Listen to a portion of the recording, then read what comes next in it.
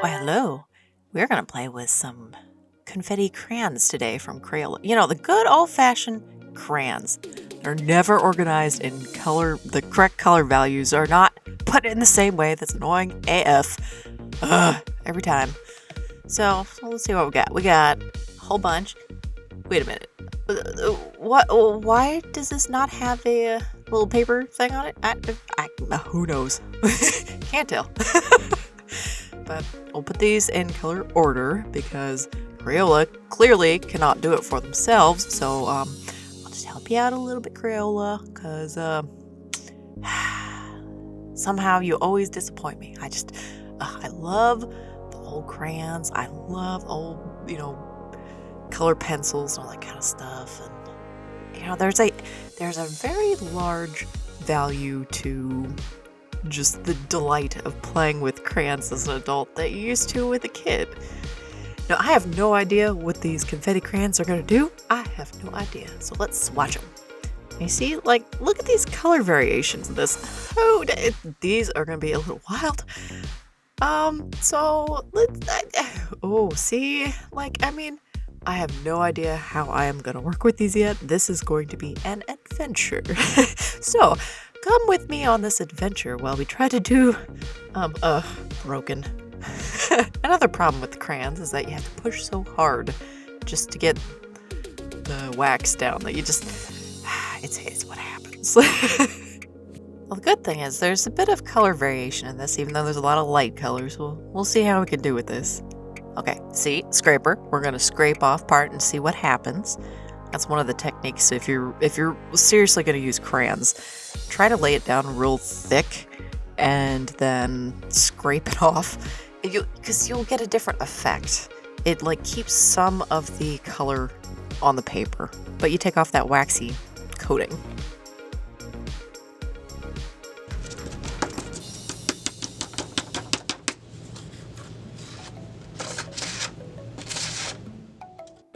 I could not resist putting that audio in there. You're going to have to bear with me. I had to have it. It is what it is. So that was our swatch sheet. Now let's try to make some actual real art with this. This is not cheating. I'm making my own rules, okay? I'm using my favorite brush pen to lay down the sketch, okay? This is just, you can fight me. This is my artwork. This is what I decided to do. So, and this is what I want to do to make this a realistic, professional looking piece of art with crayons. So this is how I'm going to do it. Maybe you want to try something like this too, but this is a Pentel brush pen. It is the water resistant one because it's just the one I have. It's the one I use on a nearly constant basis because I like to put watercolors on top of it. But we're not going to use watercolors this time. We're going to use crayons. So let me just get this nice landscape in. This was a nice country path out in the middle of nowhere. It was one lane. It was going over a creek, and there was no side rails on the creek. It was just a piece of concrete that had some, those storm drains? They had those running through the concrete so that the water could go through to the other side of the creek. But this one in particular, let's see right there, there's a boat dock, is what that little path on the side is, so you could take a boat down there. I don't know why you'd want to take a boat down there.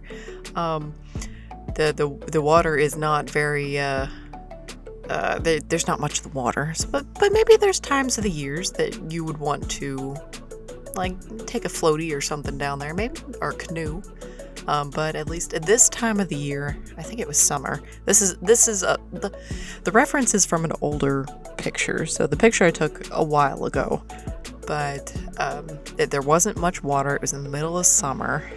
It was pretty dry, but everything was green. Everything was full of life. You know how summer is in the Midwest. If you don't, well, it's bright, it's warm, sometimes verging on very hot. Where I live is very, very humid at times.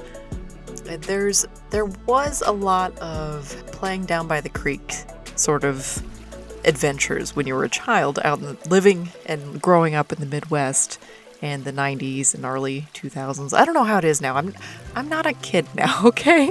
I don't know how kids now play, but When I was a kid, it was a normal thing. And when my mom was a kid, it was also a normal thing to go play by the stream and try to catch little fishes and throw rocks into the little creeks and streams and things, and get your shoes and socks all wet and sun yourself on the dunes in between. And as long as you could like easily cross into this creek, and it just a very normal American childhood summer afternoon.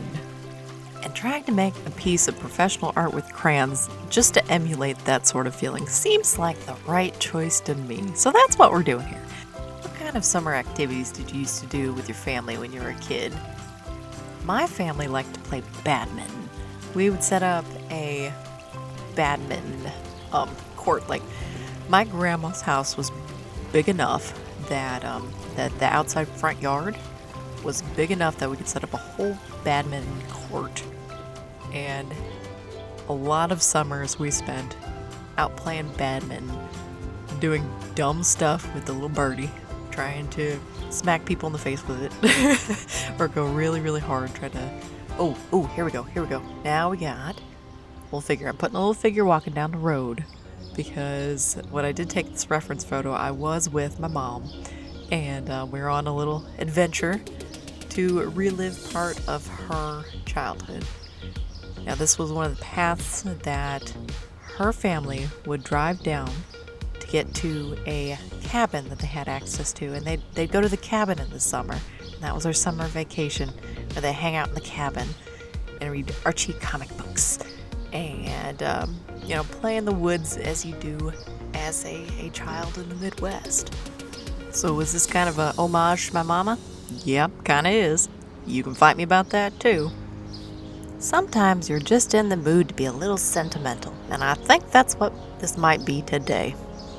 So we got lucky that this set had a sandy colored crayon in it, because, the sand embankment, and there's always sand around creeks and things. So, we got some good use out of this very light color. Half of them are light colors anyway. Well, and we're just gonna keep going and keep adding layers until I'm satisfied with something that I would actually feel comfortable with in a professional art setting. We're gonna see if I can get there. I don't know if I can get there yet. We're gonna find out. I think with the combo of this line art and some of these softer colors, I'm still gonna be able to keep a lot of that. Oh man, I can never remember the word for the stark contrast in art. But that's what I want. That's what I'm looking for. And I think we're just going to keep adding different colors and different shades of things to this, because that's all we can do at this point. I'm very, I got lucky that there's all sorts of sandy tans and browns and that kind of thing, because, that's needed near a creek. There's always a lot of dirt and mud around creeks. There just are.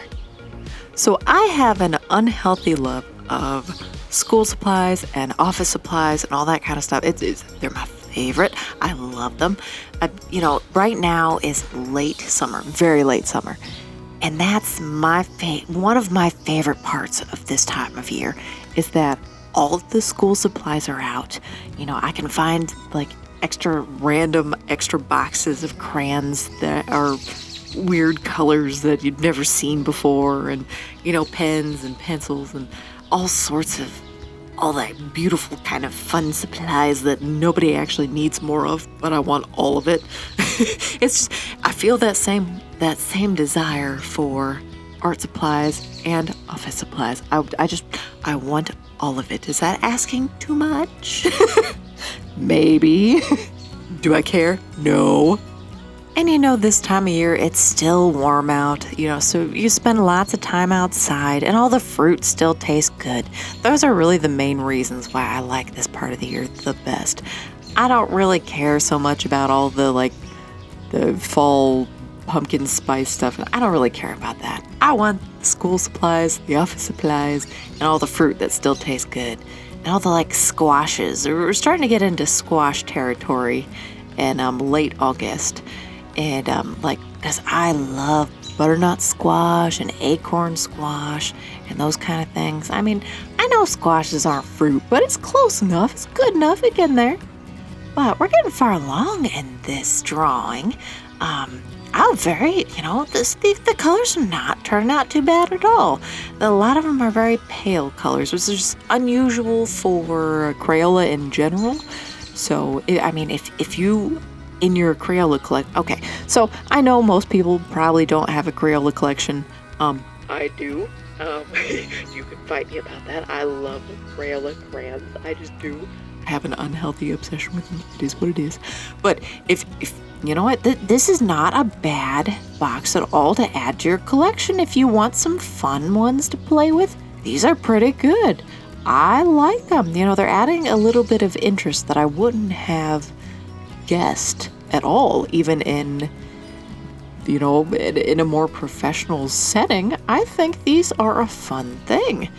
Maybe I need to find some sort of artist grade crayons that are kind of like this. I don't think I have anything that is it changey in the colors like this, where it has little pieces of confetti in it, sort of stuff. That'd be fun if I could find it in a light fast kind of way, because these clearly are they're kit supplies.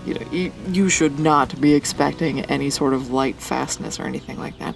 But you can take a picture of the art and turn it into a digital thing, and that's pretty cool. And that's the reason why it's okay for a professional artist to use a lot of the kit supplies, because nowadays not everything has to be an original. You can make art with supplies like this and turn it into a digital thing. You can. There's no harm in that at all. But look at all the colors in this have turned out pretty dang good. I wish there was a more vibrant green, but it's turned into a feeling of more of like a memory, and that's kind of nice. It kind of suits the whole thing. It does, because in a lot of ways it is. This is looking back at a nice, pleasant time. Y'all can do that every once in a while. I think it's a nice thing to do. One of the techniques you can use for using crayons is that when you scrape it off, it leaves a lot of the color on it, but actually just removes the wax on top. It almost tints the paper. It's kind of cool, actually. If you haven't tried it, you should try it once. And so after you do that, you can go back in and add some more on top, because you've taken most of that wax off. It's a really cool technique if you actually want to use crayons in a cool way. So try it once, okay? I like it. It's pretty cool. At this point, I'm adding final touches, putting in little lines inside the wax of the crayons, because it helps. It helps a little bit. It kind of makes it more interesting. And you could do that. There are no rules. I'm making this up. You can make it up too. Make up your own rules for your own thing. Definitely. Please do. I like that about artsy people. A lot of artsy people are more prone to having an open mind and to being creative about life. Not just about the making of what they're making, but in general, how they go about life, how they go through life making their decisions and interacting with other people. It bleeds over into other aspects of your life. It does. So that's why I try to encourage everybody to pick up some sort of art form and get into that muscle, get into that creative muscle. Use it. It bleeds into other parts to help you. And by all means, please go out and make some cool stuff, okay? Keep your cup full. Bye.